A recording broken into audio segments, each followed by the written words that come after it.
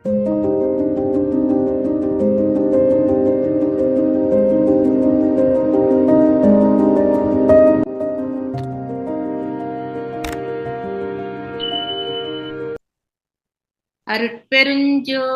அருட்பெருஞ்சோதி தனிப்பெரும் கருணை అరుట్పెరుంజ్యోతి. అందరికీ వందనములు. మీకు కూడా మా వందనము. My channel wisdom with compassion. Vallalar vision Telugu సమర్పించు సత్విచారం మనము చేసుకుంటూ వస్తున్నాము. ఆ సత్విచారంలో జ్ఞాన సభ, సత్య జ్ఞాన సభ గురించి పోయిన వారము మొదలు పెట్టుకున్నాము. సో ఈ వారము రెండవ వారము. పోయిన వారము కొన్ని విషయాలు తెలుసుకున్నాము. ఈ వారం మరి కొన్ని విషయాలు తెలుసుకుంటాం. ఓకే, అమ్మైనా అడిగితేనే పెడుతుంది అంటారు. అలా ఈ ఛానల్ని ఫస్ట్ టైం చూసేవారు ప్లీజ్ సబ్స్క్రైబ్ చేసుకోండి, షేర్ చేయండి, లైక్ చేయండి. Thank you very much. మరి సబ్జెక్ట్కి వెళ్తాం. ఓకే,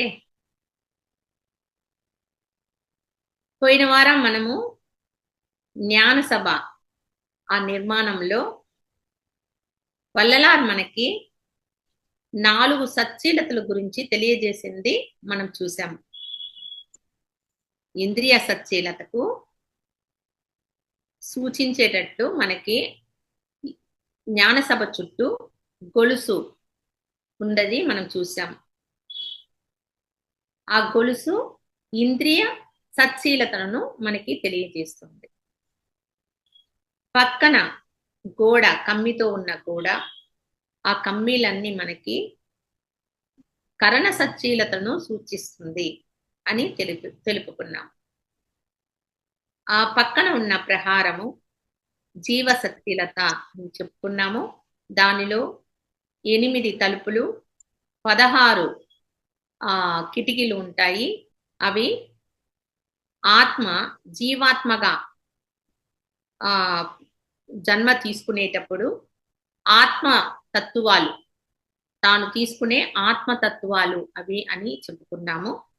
ఆ తరువాత ప్రహారము ఆత్మ సచ్చీలత, అంటే ఆత్మలన్నీ అక్కడ ఒకటై ఉంటాది. ఆ చోట ఆ ప్లేస్ ఏమిటి అంటే ఆత్మ సహోదరత్వ భావాన్ని తెలియజేస్తుంది అని చెప్పుకున్నాం. తరువాత ఆ షేప్, అది అష్టకోణంలో నిర్మితమై ఉంటది జ్ఞానసభ అని, దాని గురించి కొన్ని విషయాలు మనం చెప్పుకోవడం జరిగింది. సో ఈ వీడియో మీరు లాస్ట్ వీక్ వీడియోది చూడకపోతే ప్లీజ్ మన ఛానల్లో ఉంది, చూడండి. ఎందుకంటే దానికి దీనికి లింక్ ఉంది. అది చూసిన తర్వాత ఇది చూసారంటే జ్ఞానసభ గురించి ఒక పూర్తి అవగాహన మీకు ఏర్పడుతుంది. ఓకే, ఈరోజు మనము లోపల మనం ప్రవేశించిందే జ్ఞానసభలో 8 పెద్ద పెద్ద స్తంభాలు ఉంటాయి. ఆ పెద్ద స్తంభాలు కింద ఒక్కొక్క దానికంటే ఆ స్తంభం నిర్మించే ముందు లోతుగా లోపల మనము ఇది తీస్తాం కదా, పళ్ళం తీసి దాని మీదగా మనం ఏదైనా చేస్తాం కదా, అంటే దాని కింద ఆ గొయ్య తవ్వి ఆ ఒక్కొక్క స్తంభం కింద 3 కిలోల 600 గ్రాముల రసమణి అన్నమాట, రసమణి పెట్టున్నారు వల్లలార్. రసమణి అంటే పాదరసము గట్టిగా చేసినప్పుడు అది రసమణి అవుతుంది. ఆ రసమణి గట్టి చేయడం అన్నది సిద్ధులకు మాత్రమే తెలిసిన విద్య. సో అలా వల్లలార్ అంతంత పెద్ద పాదరసంతో చేయబడ్డ రసమణిని ఆ స్తంభాల కింద పెట్టున్నారు. 8 స్తంభాల కింద కూడా ఉందన్నమాట. ఈ పాదరసం తో చేయబడిన ఈ రసమణి సర్వసిద్ధి ప్రదాయినిగా పనిచేస్తుంది అని సిద్ధ పురుషులందరూ దాన్ని మణిలాగా చేసుకొని ధరించేవారంట. సో అలాంటి పవర్ఫుల్ అయిన ఆ రసమణులను వల్లలార్ జ్ఞాన సభలో 8 స్తంభాలు నిర్మించి 8 స్తంభాల కింద ఉంచి ఉన్నారు. అది వచ్చి ఎక్కువ పవర్ ని ఇస్తూ ఉంటుంది. అక్కడ వెళ్ళిన వాళ్ళకంతా కూడా ఆ ఎనర్జీని ఫీల్ అయ్యేటట్టు చేస్తారు. మరి ఇక్కడ 8 స్తంభాలే ఎందుకు పెట్టారు వల్లలార్?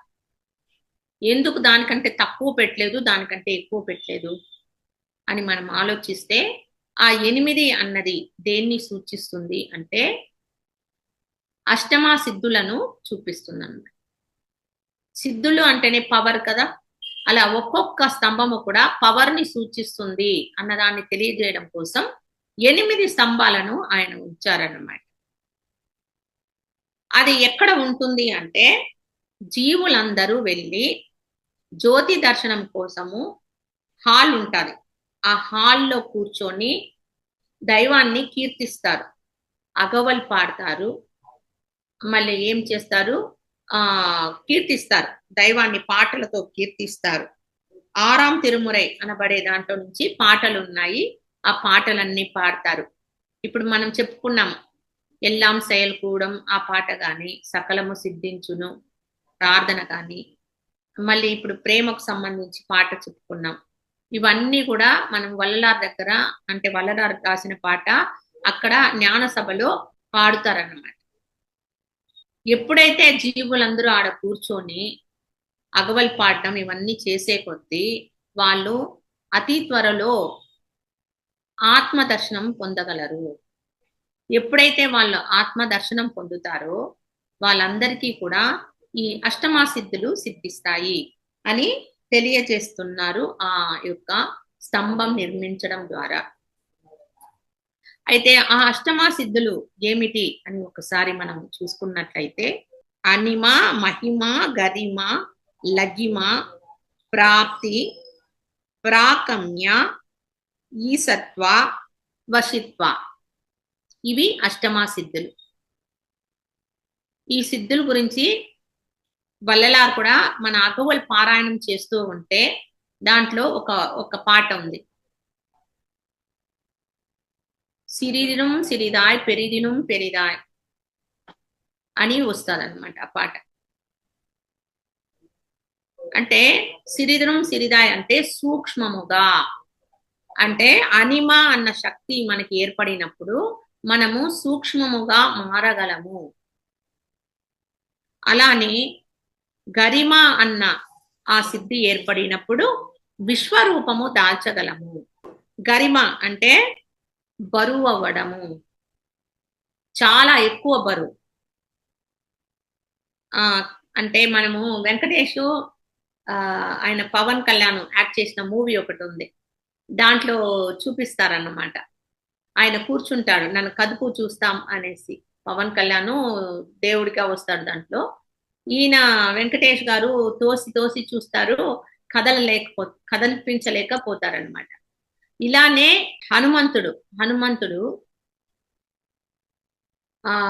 తన యొక్క టైల్ స్టోరీ ఉంది. భీమసేనుడు వస్తాడు, అడ్డుకి పెద్ద టైల్ ఉంటుందా, ఏంది ఇది వానరుడి యొక్క తోకనా అని ఆయన మీద కోపపడి ఏదో కొంచెం ఇద్దరు మాట్లాడుతుంటే, ఎక్కడ నా తోకను తీ చూస్తాం అంటాడు.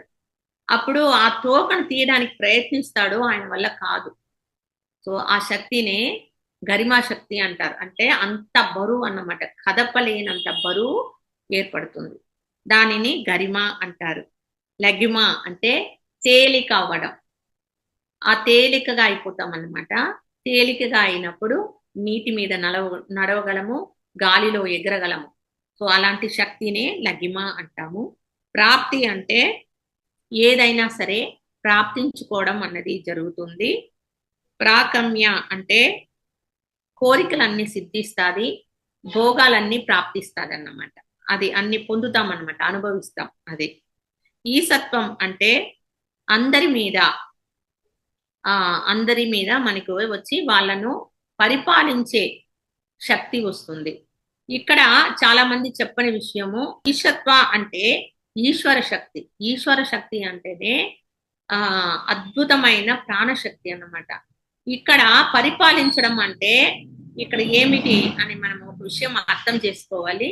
అది ఏమిటి అంటే, ఎవరైతే సిద్ధ పురుషులు ఉంటారో వాళ్ళ దగ్గరికి మనం వెళ్ళినప్పుడు మనలోని మనసు, మన ఆలోచన, ఇదంతా ఏదైతే పని చేస్తా ఉన్నాయో అవన్నీ సైలెంట్కి వచ్చేస్తుంది.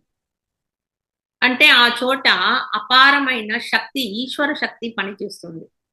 అప్పుడు మనం అందరము కూడా అంటే ఇప్పుడు మనం అక్కడ ఉన్నాం అనుకోండి సిద్ధ పురుషుల దగ్గర, మనం అందరం కూడా వాళ్ళ ఆధీనంలోకి వచ్చేస్తాం అన్నమాట. దీన్నే వచ్చి ఈశ్వరం అంటారు. దాన్నే వచ్చి ఈశత్వ అని సిద్ధులలో చెప్తారు. వశిత్వ అంటే వశపరుచుకోవడము. ఈ వశపరుచుకోవడంలో వశ్యం చేసుకోవడము ఉంది. అదే సమయము ఈ పంచభూతాల మీద వాళ్ళ యొక్క ఆధిపత్యమే మాత్రం కాకుండా వాటిని వశపరుచుకోవడం అని కూడా ఇక్కడ మనం చెప్పుకోవచ్చు. ఇలాంటి శక్తులు కలుగుతాయి అన్నది చూపిస్తారు. అయితే ఇన్ని శక్తులు ఇవన్నిటిని చక్కగా నేను వచ్చి ఈ అష్టమా సిద్ధులు నా అనుభవం ఒకటి షేర్ చేస్తాను. అష్టమా సిద్ధులు చక్కగా వినియోగించుకున్నవారు అని నేను చూసినట్లయితే నాకు అనిపించేది శ్రీకృష్ణుడే. ఆయన ఈ ప్రాపంచికంలో జీవిస్తూ ఈ అష్టమా సిద్ధులను యూజ్ చేస్తూ చాలా గొప్పగా జీవించి చూపించారన్నమాట. సో నాకు ఒకసారి అనిపించింది, ఈ అష్టమా సిద్ధుల గురించి మనం తెలుసుకోవాలి, కృష్ణుణ్ణి కలవాలి అనుకున్నాను. భగవద్గీత చదువుతూ ఉన్నాను అప్పట్లో. ఒకరోజు చదువుతూ ఉంటే మార్నింగ్ ఒక 11 గంటలకు సడన్ గా నాకు మగతలాగా వచ్చింది. అది 10వ అధ్యాయం అన్నమాట. 10వ అధ్యాయం చదువుతూ ఉన్నాను, మయకంగా వస్తా ఉంది. ఇంకా దాన్ని అలా పెట్టేశాను. అప్పుడు టైం ట్రావెల్ చేశాను అనమాట. శ్రీకృష్ణుడి దగ్గరికి వెళ్ళడం అన్నది జరిగింది. అప్పుడు స్వామిని అడిగాను, స్వామి అష్టమా సిద్ధుల్ని ఎలా ఉపయోగించాలి, అది ఎలా మనకి వస్తుంది అని నేను అడిగాను. అప్పుడు అడిగినప్పుడు స్వామి నన్ను చూసి నవ్వుతూ, మీకు సకల సిద్ధులు సిద్ధిస్తాదమ్మా, సమయం వచ్చినప్పుడు వెలువడుతుంది అని నాకు చెప్పారనమాట. సో అలా శ్రీకృష్ణుడితో నాకు చాలా దగ్గర సంబంధం ఉంది అన్నట్టు అనిపిస్తా ఉంటది. ఎందుకంటే నాకు ఏదన్నా కావాలంటే ఆయన అడిగిన వెంటనే నాకు జవాబు ఇస్తానే ఉంటారు. సో ఇవన్నీ పొంది వీటిని చక్కగా ఆయన యూజ్ చేసినందువలనే ఆయన ఒక గురువుగా గుర్తింపు పొందారు. కృష్ణం వందే జగద్గురు అని అంటారు. అంటే ఈ స్థితికి వెళ్ళినప్పుడు, ఈ సిద్ధులు పొందినప్పుడు అందరూ కూడా పరమాత్మ స్థితిని చేరుతాము అన్నది సూచిస్తారన్నమాట. సో అలా వల్లలారు వచ్చి ఈ సాధనలో పరమాత్మ స్థితిని పొందుతారు అన్నది చూపించడం కోసమే ఈ అష్ట స్తంభాలను అక్కడ నిర్మించి ఉన్నారు. ఇక్కడ వడలూరులో సత్యజ్ఞాన సభలో. తరువాత చూసామంటే నెక్స్ట్ లోపల ఏముంటుంది అంటే, యువతల ఎడమ పక్క మనం లోపలికి వెళ్ళిందే ఎంట్రన్స్ లోపల, హాల్ లోపల, ఆ హాల్నే మనం ఏమని చెప్పుకోవాలంటే గురుస్థానని చెప్పుకోవాలి. ఎందుకంటే ఈ అష్టమా సిద్ధులు పొందినప్పుడు ఆ ఆత్మ గురుస్థితిని పొందుతుంది కాబట్టి అది గురుస్థానం అవుతుంది. ఎక్కడైతే జీవాత్మలందరూ అంటే జీవులైన మనమందరూ కూర్చొని దైవాన్ని ప్రార్థిస్తామో, దైవం గురించి ధ్యానిస్తామో ఆ స్థలము గురుస్థానం అవుతుంది, ఆ స్తంభం దగ్గర అన్నది మనం అర్థం చేసుకోవాలి.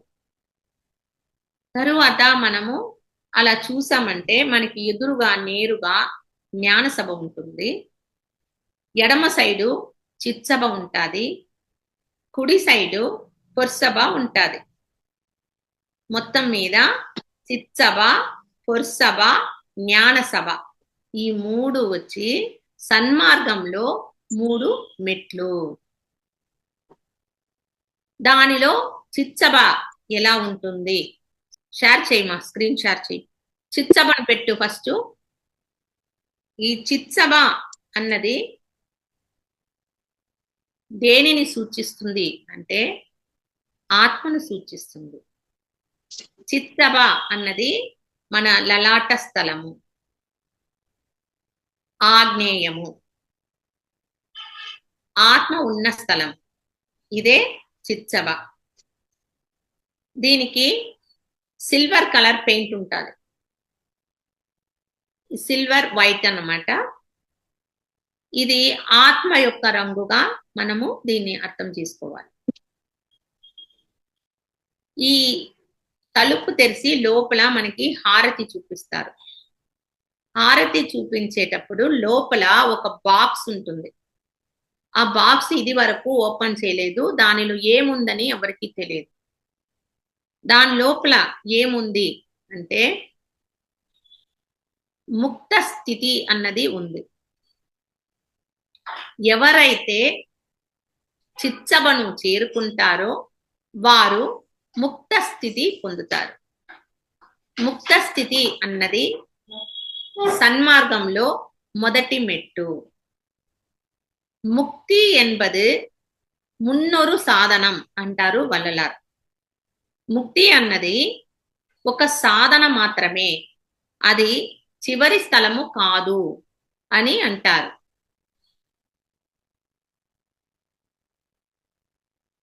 ఇక్కడ మనమందరూ ఏం చేశాము అంటే ముక్తి అన్నదే చివరిగా భావిస్తున్నాం. జీవన్ముక్తి పొందుటయే అంతిమ లక్ష్యముగా ఎన్నో మార్గాలు భావిస్తున్నాయి.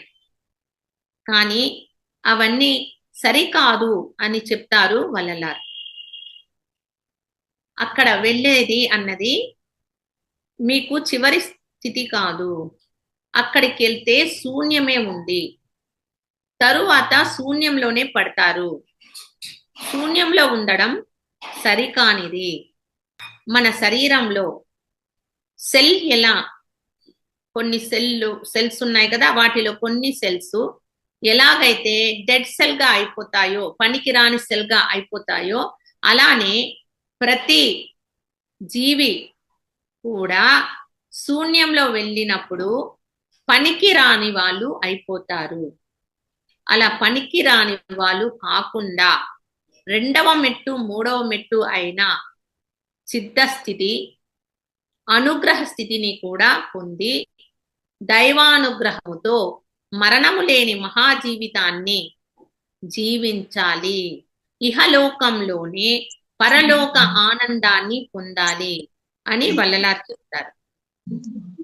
అయితే ఈ చిత్సభను అందరూ చేరుకుంటున్నారా అంటే ప్రతి జీవి చేరుకోరు. తన్ను తాను తెలుసుకోవాలి అని ఉండే జీవులు మాత్రమే చేరుకుంటారు. అలా చిత్సభను చేరుకోవడానికి 6 విధాలైన మార్గం, అంటే అంతాలన్నమాట. ఇది మార్గం కాదు, అంతం మీన్స్ ఎండింగ్ గురించి చెప్పి ఉన్నారు. అవి ఏమిటి అంటే వీటిని షటాంతములు అంటారు. షటాంతములు అంటే అవి కళాంతము, నాదాంతము, యోగాంతము, బోధాంతము, సిద్ధాంతము, వేదాంతము. వీటిని సతాంతములు అని అంటారు. సమయాలు, మతాలు కూడా వీటిని ఫాలో అవ్వడం ద్వారా దైవ అనుగ్రహము పొందుతారు, తన్ను తాను తెలుసుకుంటారు అని చెప్పి ఉన్నారు. సో ఈ షటాంతాలు అన్నది వాటి యొక్క అంతములో, అంటే దాని యొక్క ఎండింగ్ లో తన్ను తాను తెలియజేస్తుంది. ఆ తన్ను తాను తెలుసుకోవడమే ఆత్మస్థితిని తెలుసుకోవడము. అలా ఆత్మస్థితిని తెలియజేయడమే చిత్సభ. ఓకే, అయితే మనం చెప్తున్నాము కళాంతము, నాదాంతం అని. వీటి ద్వారా తన్ను తాను ఎలా తెలుసుకోగలరు అని మనం పరిశీలిస్తే, కళాంతము కళాంతము అని మనము ఏదైతే చెప్పుకుంటున్నామో ఆ కళలు లలిత కళలు.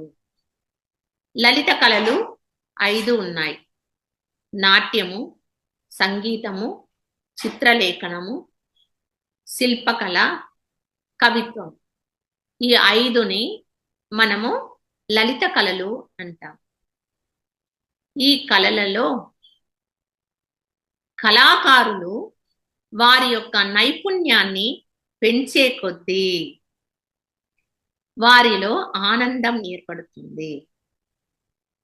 వారు యొక్క నైపుణ్యం పెరిగే పెరిగే పెరిగే కొద్దీ వారు వారికి దగ్గర అవుతారు. చివరిగా ఆ ఎండింగ్ లో వారిని వారు కలుస్తారు, తన్ను తాను తెలుసుకుంటారు. ఆ కళాంతము అంటే కళ ప్లస్ అంతము. కళల యొక్క అంతంలో కూడా వారు వారిని తెలుసుకుంటారు. మనం చూసుంటాము, పెయింటింగ్ చేసే వాళ్ళు కానీ డాన్సర్స్ కానీ వీళ్ళందరూ కూడా చాలా చాలా ప్రెసెంట్ గా ఉంటారు, పీస్ గా కనిపిస్తారు. అంటే ఏంటి, వాళ్ళకి తెలీదు, వాళ్ళకి తెలియకుండానే వాళ్ళను వాళ్ళు టచ్ చేసుకున్నారు, తెలుసుకునేసినారు. కానీ వాళ్ళని వాళ్ళు తెలుసుకున్నారన్నది వాళ్ళకి తెలియదు. ఓకే, ఇలా కళాంతము అన్నది వారిని ఆత్మగా తెలియజేస్తుంది, ఆనందాన్ని తెలియజేస్తుంది. ఆనందమే కదా ఆత్మస్వరూపం, అదే చిత్సవగా ఉంది. రెండవది నాదాంతము. నాదము అంటేనే ఓంకారము. ఓంకారము ప్రణవనాదము. ఓంకారము ద్వారా తన్ను తాను తెలుసుకోగలరు. ఓంకారం అన్నదే నాదము. నాదం అంటే సౌండ్ అన్నమాట. ఆ ఓంకార నాదం ద్వారా తన్ను తాను తెలుసుకుంటారు. ఇది రెండవది. మూడవది యోగానందం. యోగం అంటే ఏంటి, ఒకటితో ఒకటి కలిసి ఉండడమే యోగం అని అంటారు. యోగం అని చెప్పినప్పుడు చాలా యోగాలు ఉన్నాయి. ధ్యాన యోగం ఉంది, జ్ఞాన యోగం ఉంది, కర్మయోగం ఉంది, హఠయోగం ఉంది. ఇలా చాలా యోగాలు, భక్తి యోగము, ఇలా చాలా యోగాలు మనం చెప్పుకుంటూ వెళ్ళొచ్చు. ఈ యోగాలన్నీ కూడా తన యొక్క అంతిమంలో ఏం తెలియజేస్తుంది, తన యొక్క ఎండింగ్ లో ఏమి తెలియజేస్తుంది అంటే తన్ను తాను ఎరిగేటట్లు చేస్తుంది, తన్ను తాను ఆనంద స్వరూపంగా చూపిస్తుంది.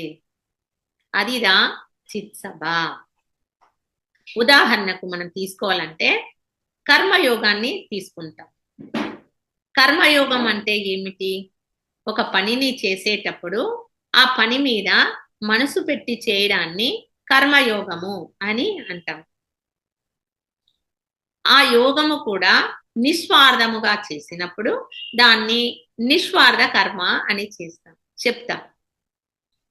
మనం నిస్వార్థ కర్మ చేసినప్పుడు అంటే మనసు పెట్టి ఇంకొకళ్ళకి ఏది ఆశించకుండా వాళ్ళ కొరకు సేవ చేస్తున్నాము, అది చేసినప్పుడు ఈ పనిని కంటిన్యూగా కర్మయోగాన్ని చేస్తూ చేస్తూ చేస్తూ ఉండగా ఒకానొక సమయము, కర్మయోగం యొక్క అంతిమ సమయము, తన్ను తాను తెలుసుకుంటారు.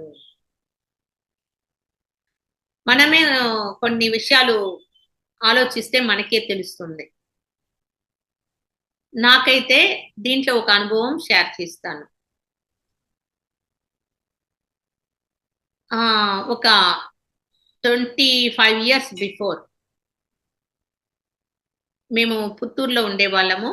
అక్కడ షిరిడి సాయిబాబా గుడిలో మధ్యాహ్నం పూట, గురువారం మధ్యాహ్నం పూట అన్నదానం జరిగేది. సమభోజనం పెడతారు అక్కడ.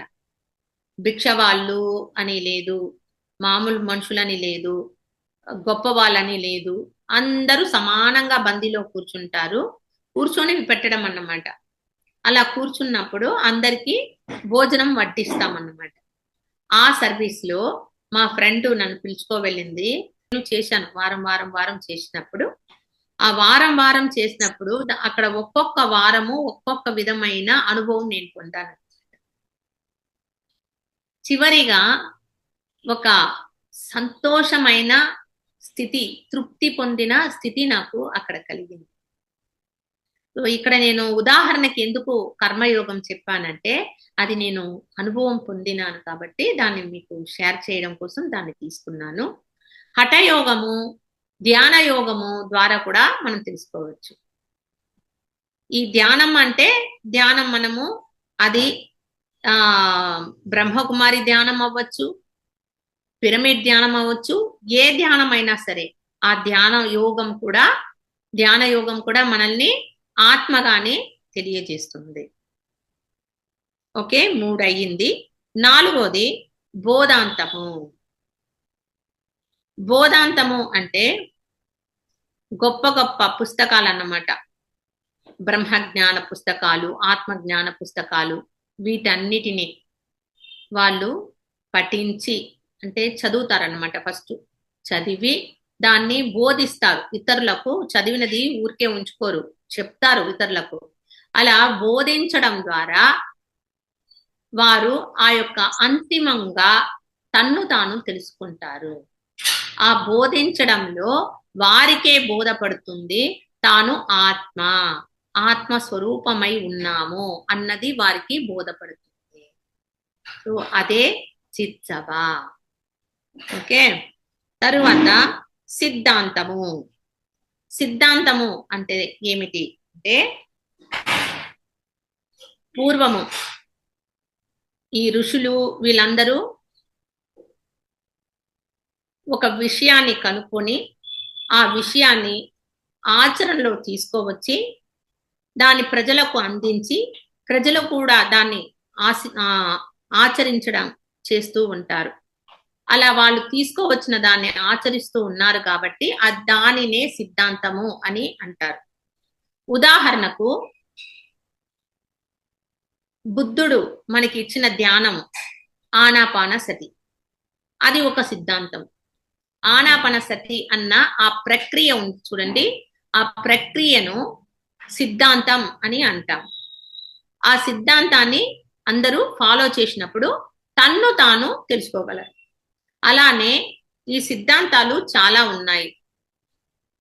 ఏమేమి సిద్ధాంతాలు ఉన్నాయి అని మనం చూసుకుంటే అవి శైవ సిద్ధాంతమని, వైష్ణవ సిద్ధాంతమని, ఆగమ సిద్ధాంతమని, ద్వైత సిద్ధాంతమని, అద్వైత సిద్ధాంతమని ఇన్ని రకాలైన సిద్ధాంతాలు ఉన్నాయి.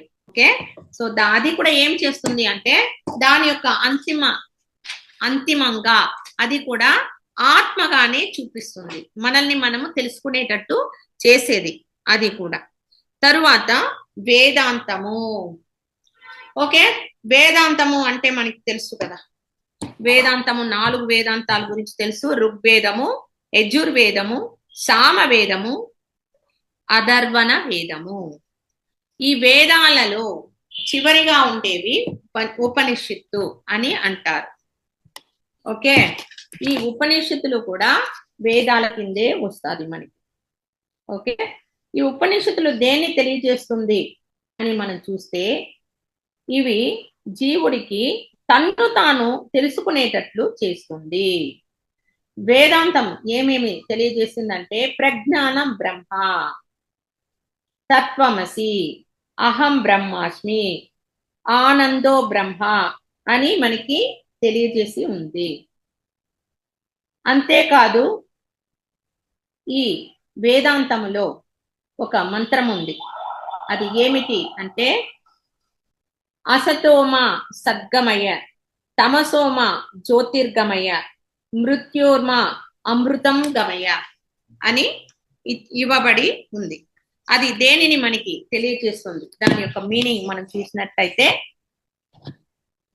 నన్ను దుష్టత్వము నుంచి శ్రేష్టత్వమునకు నడిపించు, అజ్ఞానము అనే చీకటి నుంచి జ్ఞానం అనే వెలుగు వైపుకు నడిపించు, మృత్యువు అనే అశాశ్వతము నుంచి నిత్యానంద స్థితి అయిన అమృతం వైపుకి, అంటే అమరత్వం వైపుకు నడిపించు అని ఆ దైవాన్ని, తనలోని దైవాన్ని, తానైన దైవాన్ని ఈ మంత్రము, వేదంలోని ఈ మంత్రము ప్రార్థించేటట్లు చేస్తుంది. అంటే అది ప్రార్థనా మంత్రం అన్నమాట.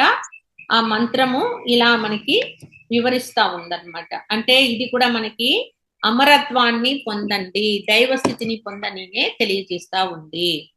దాన్ని పొందడానికి అది ఫస్ట్ మనల్ని మనం తెలుసుకునేటట్టు చేస్తుంది, తన్ను తాను తెలుసుకునేటట్టు చేసేది వేదాంతము అని చెప్తున్నారు. సో ఇలా జీవుడి యొక్క పరిణామ క్రమంలో తన్ను తాను తెలుసుకోవడంలో ఈ షటాంతములు ఈ విధముగా పనిచేస్తుంది. మనం బాగా పరిశీలించుకోవాలి. మనల్ని మనం పరిశీలించుకుంటే నిత్యము మన జీవితంలో మనము దేనిని ఫాలో అవుతున్నాము, దేని ద్వారా మనం దైవాన్ని తెలుసుకున్నాము అని చూస్తే ఈ 6 విధాలైన షటాంతములు, వాటిలో ఏదో ఒక దానిని మనము పట్టి ఉంటాము. నేనైతే ధ్యాన యోగం ద్వారా నన్ను నేను తెలుసుకున్నాను. చాలా మంది వరకు ధ్యాన యోగం ద్వారా తెలుసుకో ఉంటారు. మరి కొంతమంది మాత్రము, అంటే వాళ్ళలో కళాకారులు వీళ్ళంతా చెప్పాను కదా, వీళ్ళందరూ తన్ను తాను తెలుసుకో ఉంటారు, కానీ వాళ్ళని వాళ్ళు తెలుసుకున్నారు అన్న ఎరుక వాళ్ళకి ఉండదు. ధ్యానం చేసిన వాళ్ళకి మాత్రమే తన్ను తాను తెలుసుకున్నాము అన్న ఎరుక ఉంటుంది. అందుకే ధ్యానులు ఆత్మపరంగా ఇంకా ఎదగాలి అన్న తపనతో ముందుకు వెళ్తారు. మరి కళాకారులందరూ చూసామంటే అక్కడితో ఆగిపోతారు. ఓకే, మొత్తం మీద జ్ఞాన సభలో ఉన్న చిత్సభ అన్నది ఆత్మను తెలియజేస్తుంది. చిత్సభలో ఏదన్నా క్వశ్చన్ ఉందా మీకు? లేదా? సరే, పొర్సభని కంటిన్యూ చేస్తాం. అరుట్పెరుం జ్యోతి పొర్సభ. చిత్సభ తన్ను తాను దైవంగా తెలియజేస్తుంది. ఎప్పుడైతే ఆత్మని మనం తెలుసుకుంటామో ఆ దైవం యొక్క బిడ్డలైన మనము కూడా దైవమే అన్న సత్యాన్ని మనం అక్కడ తెలుసుకుంటున్నాం. అహం బ్రహ్మాస్మి అన్న సత్యాన్ని తెలుసుకుంటున్నాం. చిత్సభలో తన్ను తాను తెలుసుకున్న తరువాత రెండవ స్టెప్ అయిన పొర్సభకి మనం ప్రవేశించాలి. పొర్సభ దేన్ని తెలియజేస్తుంది అని అనుకుంటే, పొర్సభ ఇతరులలో ఉన్న దైవాన్ని మనకి తెలియజేస్తుంది. అంటే ప్రతిదీ కూడా ఇక్కడ అనుభూతిని చూడండి. ఇది పొర్సభ. పొర్సభకి గోల్డ్ కలర్ వేస్తుంటారు, పెయింటింగ్ బంగారు పూత వేస్తుంటారు. ఈ బంగారు పూత ఎందుకు వేశారు అంటే, పొర్సభ అన్నది ఇతరులలో ఉన్న దైవాన్ని నువ్వు ఎప్పుడైతే ఫీల్ అవుతావో, అనుభూతి చెందుతావో, అప్పుడు నీలో దైవం యొక్క అనుగ్రహం పూర్తిగా రావడం అన్నది గ్రహించగలవు. అయితే మన లోపల ఎప్పుడైతే ఈ దైవానుగ్రహాన్ని పొందుతూ వస్తామో అప్పుడు ఈ భౌతిక శరీరము బంగారముగా మార్చుకునే ఈ జ్ఞానము మనకి ఇవ్వబడుతుంది. అది పొర్సభ. ఓకే, అంటే ఇది వచ్చి చెడిపోయే దేహము చెడని దేహముగా మార్చబడుతుంది. జీవకారుణ్యం ద్వారా ఇతరులలో ఉన్న దైవాన్ని మనము చూస్తాము. మరి ఇతరులలో ఉన్న దైవాన్ని మనం ఎలా అనుభూతి చెందడము అన్నప్పుడు, ఎవరైతే ప్రాక్టికల్ గా ఇక్కడ దిగి వర్క్ లో చేస్తారో వాళ్ళు అనుభూతి పొందుతారు. అనుభూతి అన్నది ఎలా ఉంటుంది అని చెప్పలేము, అయినను నేను చెప్తాను. మీరు దాన్ని ఎంతవరకు అర్థం చేసుకుంటారు చేసుకోండి. ఆకలిలో ఉన్న వారికి ఆ సమయము ఆహారం ఇచ్చినప్పుడు వారిని మనం బాగా గమనిస్తే వారి కంటి నుంచి ఒక సంతోషమైన ఆనందమైన ప్రకాశము బయట కనిపిస్తుంది. వారు అంత ప్రేమగా మనం ఇచ్చే ఆహారాన్ని తీసుకుంటూ మనల్ని ఆశీర్వదిస్తారు. ఎలా ఆశీర్వదిస్తారు అంటే, అమ్మా మీరు బాగుండండి, చల్లగా ఉండండి, ఏదో ఒకటి వాళ్ళ నోట నుంచి వస్తుంది మాటలు. అప్పుడు మనం గమనిస్తే అంటే మనం ఎప్పుడు కానీ కళ్ళలో నుంచి చూడాలి, ఆత్మని కంట్లో నుంచిదా మనం క్యాచ్ చేయగలుగుతాం. అప్పుడు చూసినప్పుడు వాళ్ళలో ఉన్న ఆత్మ కూడా దైవం కదా, ఆ దైవము ఎంత సంతోషపడుతుంది, ఎంత సంతోషంతో మనకి ఆశీర్వాదం ఇస్తుంది అన్నది మనం గుర్తించగలము. అంతేకాదు జీవులకు ఇచ్చే ప్రతి ఆహారము కానీ దైవానికే పోయి చేరుతుంది. జీవులు పొందే ఆనందము దైవం యొక్క ఆనందము అని వల్లలార్ జీవకారుణ్యంలో చెప్పి ఉన్నారు. వాళ్ళ నోట నుంచి వచ్చే ఒక్కొక్క పలుకు కూడా ఆశీర్వాదమే. అది దైవం నుంచి వచ్చిన ఆశీర్వాదముగా మనము స్వీకరించాలి. ఇలా మనము మన యొక్క జీవకారుణ్య సాధన చేసే కొద్దీ మనలో చాలా అనుభవాలు ఏర్పడడం మనం గమనించవచ్చు. సో ఈ పొర్సభలో తలుపు ఉంది కదా, తలుపు తెరిసిందే లోపల వచ్చి ఒక పెట్టె ఉంటుంది. ఆ పెట్ట లోపల ఏముంది ఎవరికి తెలియదు. కానీ ఆ పెట్టి లోపల ఏముంది అంటే, ఈ పొర్సభ అన్నది సిద్ధ స్థితి, రెండవ మెట్టు. ఈ సిద్ధ స్థితిలో ఎన్ని రకాలంటే 64x7 ఈజ్ ఈక్వల్ 448 అనుకుంటా. అన్ని కోట్ల సిద్ధులు మనకి వశమవుతాయి. అన్ని రకాలైన సిద్ధులు అన్నమాట, అవి మనకి వశమవుతాది. సో ఆ పెట్టెలో ఏముంది అంటే సిద్ధ స్థితి ఉంది. మళ్ళీ వల్లలారు చెప్తారు, కొంతమంది ఆ సిద్ధ స్థితిని చూసిందే, సిద్ధి అంతా దక్కిందే, దాన్ని చూస్తూ నవ్వుతూ ఆడేని కూర్చునేస్తారు. దాన్ని చూస్తూ మీరు అక్కడ ఉండిపోవద్దు, ఆగిపోవద్దు, మూడవ స్థితికి రండి. ఇక్కడ అనుగ్రహ స్థితి ఉంది. ఈ అనుగ్రహ స్థితి ద్వారా మీరు ఇంకా అద్భుతాలను పొందగలుగుతారు, రండి ఇక్కడికి అని తిరిగి అక్కడికి పిలుస్తారు, మూడవ స్థితికి పిలుస్తారు అన్నమాట.